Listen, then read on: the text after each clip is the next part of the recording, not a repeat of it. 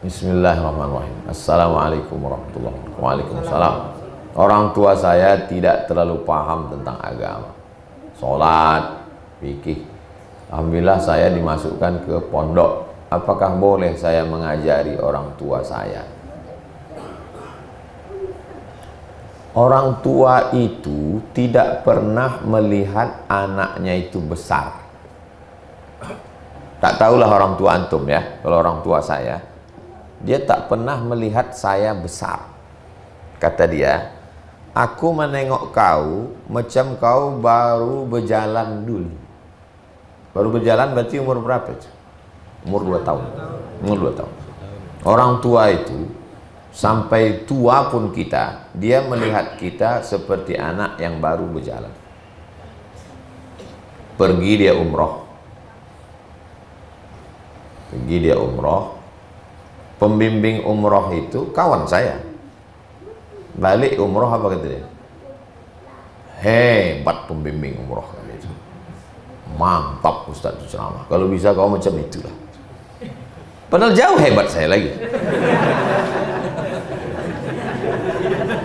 Ya. Dekat rumah itu ada musola kecil. Dekat rumah emak saya. Dia pun ada pengajian di situ setiap sore Jumat wirid Yasin. Kata saya, mak udah 70, jangan puasa Rajab lagi. Puasa Rajab ini tak wajib, mak. Puasa Rajab ini sunnat. Ah, kata Ustadz kami bagus puasa Rajab ini. Ustadz lah saya lagi dari Ustadz. Tapi saya mau bercerita ke antum, orang tua itu tidak pernah melihat kita besar. Paham antum? Itu titik pertama yang mesti antum paham. Jadi kalau ada kalimat-kalimat penting, pakai lidah orang lain. Nenek mama, keluarga, ustadz-ustadz yang dia kagumi. Pesannya dari kita, pakai lidah orang lain. Saya bawa tabligh akbar, ramai jamaah itu penuh. Saya pikir dia akan pulang mengatakan, hebat kau sekarang. Tidak, ditanya, ada kau memelihara jin? Tak ada, mak. Pesan atuk-atuk kau dulu tak boleh berkawan sama jin. Dia takut saya memakai jin supaya jamaah itu ramai. Paham antum? Orang tua tidak pernah melihat anak itu besar. Walaupun kau bisa baca kitab, walaupun kau hafal Quran, walaupun kau ustadz, walaupun kau hebat, kau tetap anak kecil. Itu psikologis. Saya kalau sama orang tua ini masak. Pulang dari Maroko 2008, meninggal mak saya 2019. Berapa tahun saya jaga? 11 tahun. Rumus sama orang tua, satu, jangan pernah merasa antum lebih. Yang kedua, diam. Diam. Apapun kata dia, diam. Jangan melawan. Walaupun dia salah. Diam. Selamat antum insyaallah. Saya ajari ini karena tak ada ini di kitab. Antum cari Riyadhus Shalihin, antum cari tafsir, tak ada. Ini yang saya amalkan. Diam. Apapun kata dia, diam. Sampai dia letih, sampai dia berhenti. Besok bercakap lagi dia, diam. Ceramah saya habis subuh. Habis subuh masuk ke UIN. Balik dari UIN menyetir sendiri ke Pasir Pangarayan, Rokan Hulu. Sampai Rokan Hulu ceramah Isya. Iktikaf malam, sembahyang subuh, pulang. Sampai ke rumah mengamuk dia, diam. Tak pernah saya lawan. Sekalipun mak saya tak pernah saya lawan. Jadi kalau ada orang setiap saya pergi orang bertanya, apa wirid Ustaz? Apa yang Ustaz amalkan? Ada zikir khusus? Tak ada. Allah membalas karena perbuatan saya kepada mak saya. Maka saya pikir kalau dia udah meninggal habislah kemuliaan. Enggak. Hari ini pas 4 tahun dia meninggal. Ini 11 Rajab. besok 11 Rajab, malam nih 11 Rajab. Haul dia yang keempat. Saya pikir kalau udah meninggal ini habislah saya. Enggak. Masih ada sisa-sisa doanya itu masih mengalir lagi itu. Nah, jadi antum senangkan orang tua itu. Kalau masih hidup dia, bahagiakan dia. Kalau belum bisa menyenangkannya, jangan menyusahkan. Dia sudah cukup susah membesarkan antum. Jangan nanti antum berbini, cerita antum tentang bini antum ceritakan juga ke dia. Antum punya anak, kesulitan anak antum ceritakan juga ke dia. Antum bekerja di kantor, kepayahan atasan antum ke dia juga. Kapan lagi dia bahagia? Yang paling celakanya lagi, antum punya anak, antum titipkan pula anak antum ke dia. Kapan lagi dia bahagia? Saya khususkan dalam seminggu, karena saya keliling, satu hari saya bawa keliling rumah makan di Pekanbaru ini, dari mulai rumah makan arah ke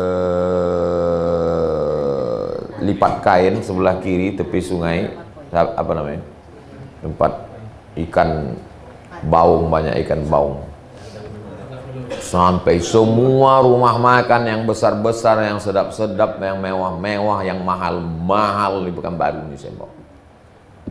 Itu cara saya membahagiakan. Jadi setelah sekarang kalau saya pergi ke rumah makan itu, saya duduk di tempat dia makan dulu, saya pesan makanan dia dulu. Rupanya terobati rindu kita. Saya tak tahu itu dulu. Dulu saya buat aja sekehendak saya. Sekarang baru saya paham. Duduk saya di tempat rumah makan yang sempat dulu, saya pesan makanan dia. Jadi kalau saya ke rumah makan itu, duduk saya di tempat duduk dia itu, saya pesan asam pedas bawang, telur ikan, sama ayam kampung. Duduk saya di situ, terasa terobati hati kita, rindu kita. Untuk buat apa yang dia suka, apa yang dia mau. Jadi kalau mau mengajari dia, mau menasihati dia melalui orang lain. Kecuali kalau dia bertanya, tolong kau ajarkan dulu aku sholat, ajarkan dulu aku doa, baru antum ajar dia. Tapi kalau antum pulang petantang petenteng balik dari pondok karena udah kuliah di UIN mau menceramahi orang tua, antum salah. Yang berikutnya tentang orang tua ini, pertama, anak tak pernah besar. Yang kedua, diam. Yang ketiga, jangan mengukur kebahagiaannya dengan standar kita. Jangan mengukur bajunya dengan ukuran pakaian kita. Ini banyak kesalahan orang anak sekarang. Dibawanya orang tua dari kampung ke Jakarta, ke Bandung, ditinggalkannya di rumah dia pakai AC, pakai TV, alasannya mau membahagiakan orang tua. Kau salah. Orang tuamu mau di kampung pagi mau ngasih makan ayam. Dia wiridnya satu hari 3. Wirid duha, wirid asar, wirid isya. Kau bawa dia ke kota, dia tak jumpa sama geng dia. Kenikmatan dia waktu mengasih makan ayam, makan nitik, makan ikan mas, itu tak dapatnya. Kau anggap dia bahagia kalau di kamar pakai AC nonton TV.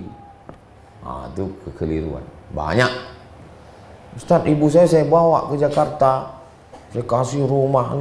Oh, kau tidak membahagiakan dia, kau sedang memenjarakan dia. Dia mau tinggal di kampung, dia punya wirid Yasin. Disitulah bahagia dia. Saya bawa orang tua saya belanja ke mall, Pak Ustadz. Nikmat dia bukan di mall, nikmat dia waktu belanja di pasar pagi Arengka bisa menawar. Itu nikmat dia. Itu yang kau tak paham tuh. Kau bawa ke mall, cip. Bukan itu bahagia dia. Saya kalau mak saya belanja, saya memegang cutting, memegang tuh di belakang. Belilah. Kalau umroh sama saya belikan tas hampir sebesar lemari. Saya kasih duit, belanja lah mak, aku di belakang megang. Belanja. Belilah apa yang mau dibeli. Beli ini, sampai ke rumah balik, dibungkusnya itu pakai plastik kecil-kecil, habis satu plastik itu kasih tetangga. Bukan ada untuk dia, tak ada untuk dia. Di mana letak kebahagiaan waktu dia berbagi? Sampai sekarang tak putus 300 paket tiap bulan. Kemuliaan dia. Antum bahagiakan orang tua antum. Kalau masih hidup, senangkan hatinya. Kalau udah meninggal, buat amal jariah. Allah senangkan antum lebih dari yang antum pikirkan. Jadi kalau banyak orang bertanya ke saya, kenapa begini, begitu, begini, begono? Saya tak ada amal apa-apa, saya tak ada zikir apa. Kunci saya satu saja. Saya sempat menyenangkan orang tua saya.